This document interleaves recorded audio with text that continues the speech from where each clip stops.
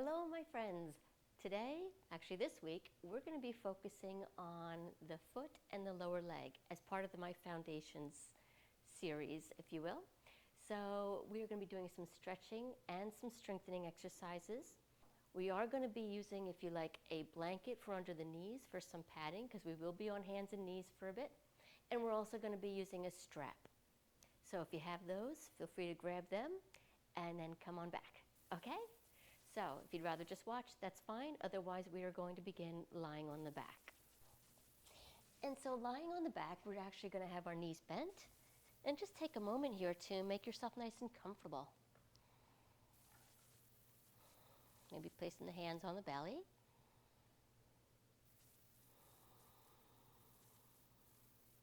And allow for a nice, soft, ocean-sounding breath. If that's unfamiliar to you, just breathe smoothly. Don't hold the breath, that's all. The breath isn't forceful, so even if you are using Ujjayi, don't make it like really tense and stiff. Just allow it to be a little bit audible, but soft.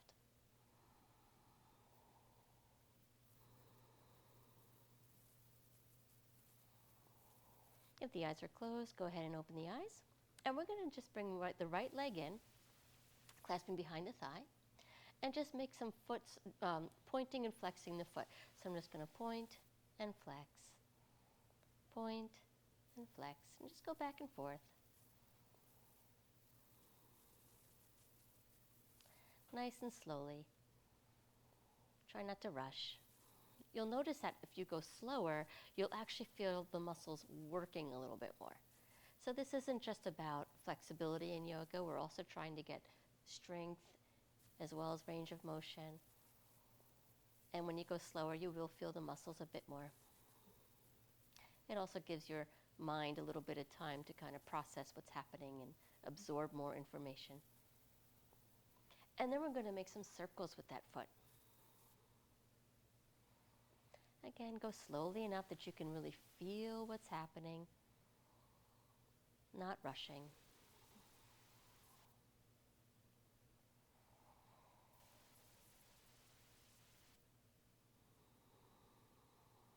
And then go the other way.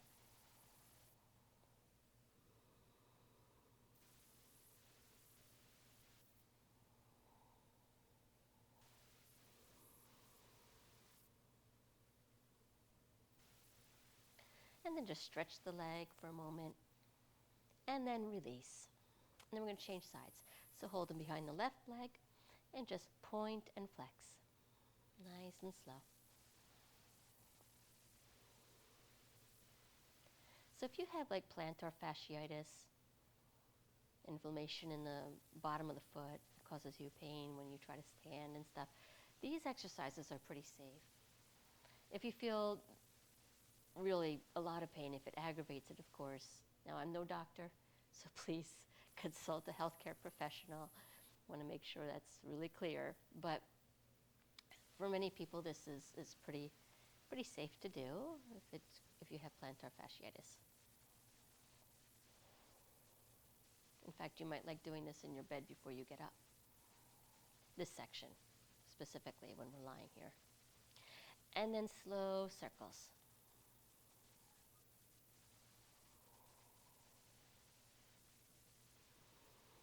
Let the breath be smooth. Try not to hold the breath.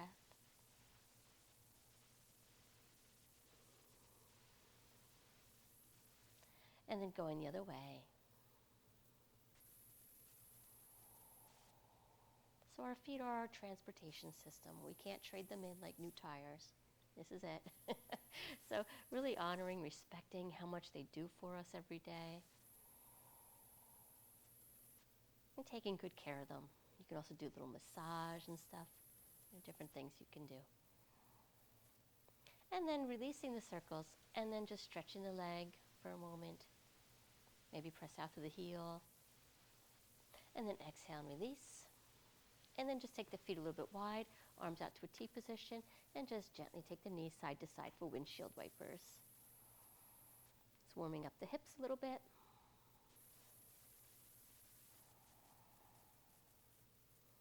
And come back to center.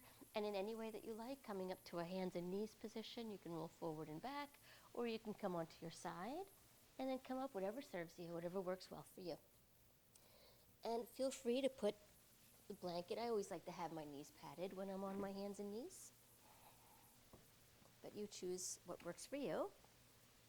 And then we're going to come onto hands and knees, hands shoulder width, knees hips width.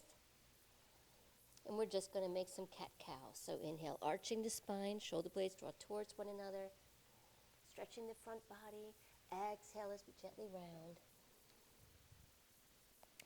Inhale as we arch, just warming up the spine a bit. Exhale as we round. Inhale as we arch. Exhale as we round. One more inhale as we arch. And exhale as we round. And then coming to a neutral spine, maybe taking the feet a little closer together. For me, that's a little bit more comfortable, but you do what's comfortable for your knees and your hips. We're going to make some hip circles, bringing the hips around and back, and then around the other side and forward. This nice, slow, big hip circles. Go at your own pace and breathe smoothly.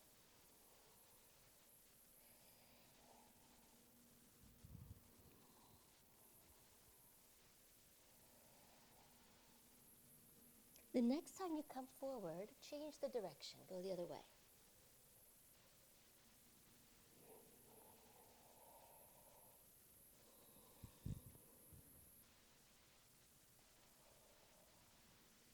And the next time you come forward, completing the circles, take the feet and the knees hips width apart to come into our happy puppy. So just walking our hands forward. Take your time. Let the head come towards the floor. It might not touch. That's okay. Not being forceful, especially in the shoulders. They might be tense, a little bit stiff. So just be patient. The hips, the pelvis reach up and back. And see if you can feel the tailbone and the crown of the head lengthen away from one another, lengthening the spine. The hands are pressing down into the floor a bit to integrate the shoulders. Now you can play with that releasing of downward pressure. You can release the hands pressing down and just kind of relax into the shoulders if that feels good to you. Letting the heart kind of melt, as they say, towards the floor if that feels good to you. Otherwise, press the hands down a bit to really engage the shoulders. And then we're just going to walk our hands back as we bring our hips back towards the feet, towards the heels for child's pose. And then bring your hands back under your shoulders. And then we're going to come up to a kneeling position. Now, we're going to be stretching the feet here. Now, sometimes we practice this with the curling the toes under and then just sitting on the heels, but that might feel a bit extreme for some of us, so that's okay. You don't have to go that deeply. And then curl the toes under.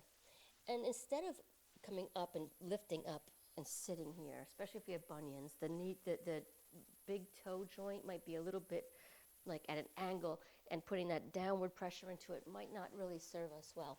So instead, you can actually come forward and then just press your hands forward to bring your hips back towards your heels, and then maybe walking the hands in a bit. You could even kind of wiggle one knee and then the other knee back a little bit and just kind of gently press the hips back. And for me anyway, in my body, but everyone's unique, beautiful and unique, so there's no right or wrong here. Do what feels good to you. But for me, my lower leg gets a little bit more of a stretch when I'm actually in this position than when I'm up here. Now this is more in the foot specifically, but here I feel a little bit more in the lower leg and the foot as well.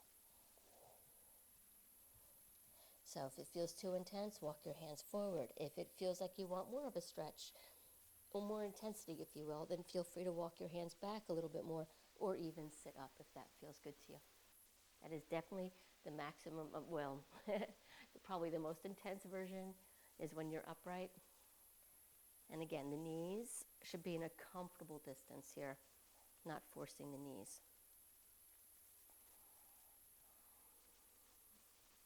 And then we're just gently going to come forward again. Point the toes and just tap them out. And then we're going to take our downward facing dog, and we're going to explore downward dog a few different ways. At any time, if you need to come back down onto your knees, feel free to take rest. Otherwise, we're going to curl the toes under and press the hips up and back for downward dog. And if you have a blanket, feel free to move that out of the way. So the first option is walking our dog. I'm sure you've probably heard this before. Walking the dog, we lower one heel as we bend the opposite knee and just going side to side.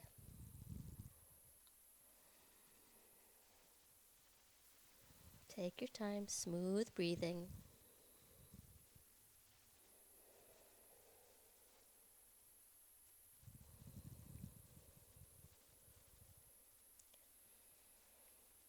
And then we're going to bend both knees just a little bit, but at the same time, even though the knees are a little bit bent, lift your hips up and back, and at the same time, press your heels towards the floor, but keeping the knees bent. So the knees are bent a bit, the hips lift up, and at the same time we reach the heels down. And try to press a little bit more into the mound of the big toe. So this is just going to work the lower leg. So it's just a slightly different stretch for the lower leg. And then if you like, you can straighten the legs. You could even play with taking downward dog with your feet close together. The mound of the big toes touching. Press into the mound of the big toes. You can even soften the knees a little bit and lift the buttocks, lift the sit bones up as you reach the heels down. Continue to press into the mound of the big toe. Again, it's a slightly different stretch. If you need to come down onto the knees, feel free. I know we've been here for a bit. And then exhale, and taking the feet hips width apart if they're together, take them apart again, and come on down to the knees, and child's pose. And just give yourself a little rest.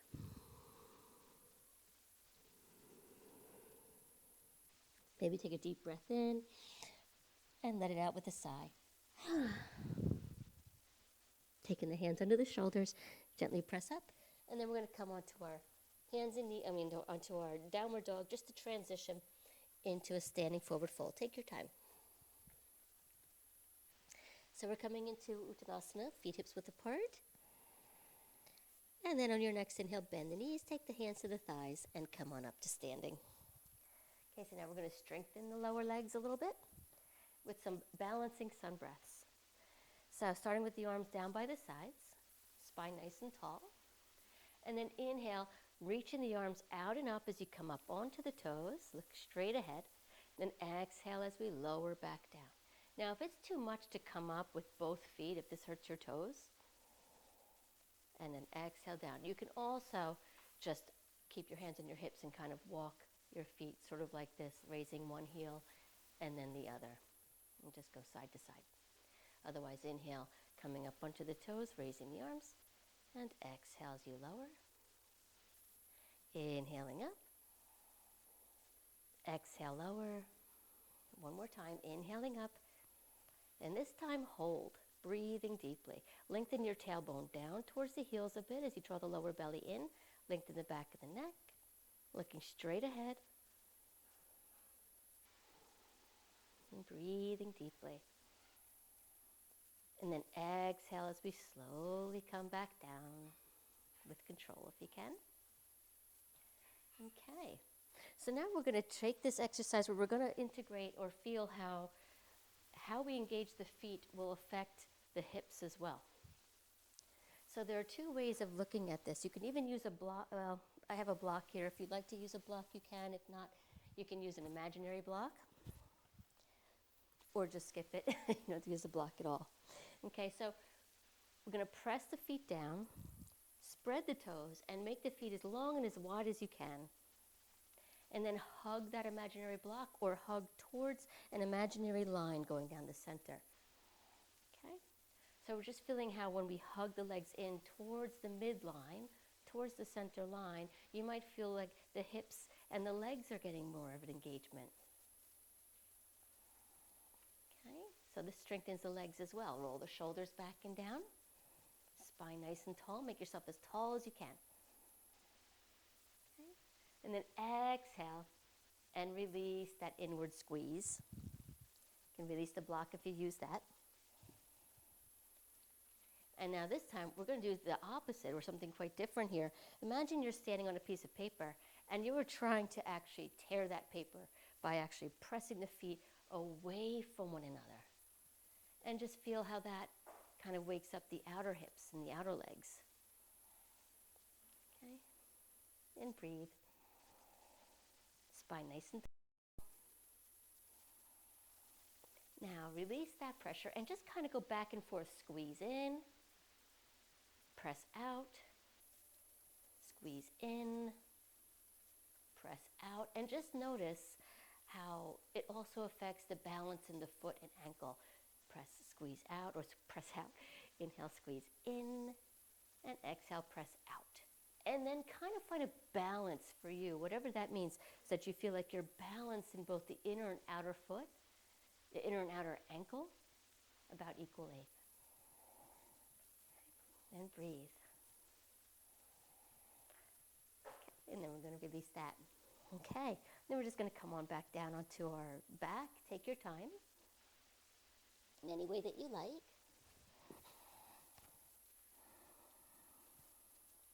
We're just going to do a little hamstring stretch. So go ahead and take your strap, if you have a strap, and place that around your right foot and extending the right leg up towards the ceiling. The left leg can either be bent or straight, depending on your flexibility. No judgment. And we're going to press, take the strap so that it's around the mound of the big toe and around the major mounds of the toes here. And press the heel up towards the ceiling. Even if that knee is bent, that's okay. In fact, you can try it with the leg straight or with the leg bent. And just notice how that affects the lower leg and the whole back of the leg, really.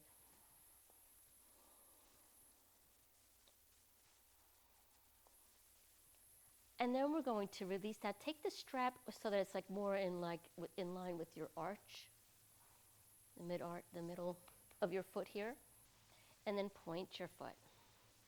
Reach out to the mounds of the big toes, just like as if you get a stiletto heel on or like a Barbie doll foot. Press out to the mounds of the toes. Maybe even then pointing the foot completely, pointing the toes as well. And then flex the foot. Now if you find that you get like cramping, that's not uncommon. Don't force it. Just release if you need to. So I'm pressing out to the heel again. And then exhale as we release that. We're going to change sides.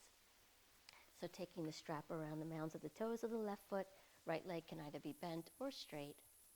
And press out through your heel. Press your heel up towards the ceiling. The leg can be either straight, or you can play with bending that left knee a little bit. And just see if it gives you a slightly different stretch.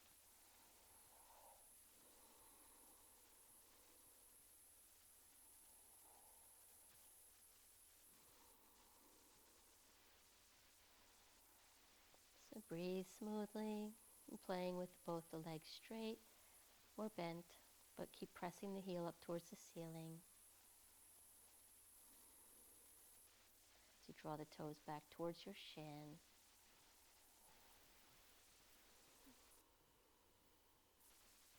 And then if you like, slide the strap down so it's more in the middle of the foot, and then just point. Press out to the mounds of the toes, and then press out, pointing through the toes as well. So Barbie doll foot, and then a total toe point. And then again, flex the toes back, flex the foot, press the heel towards the ceiling, and hold that for a moment. And then exhale as we release.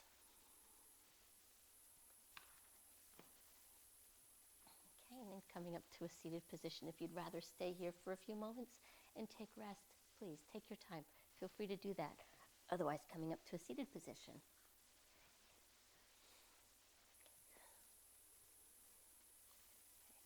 So if you'd like to get more information, feel free to check out, there's a link below for my website for a blog post that talks a little bit more about the foot.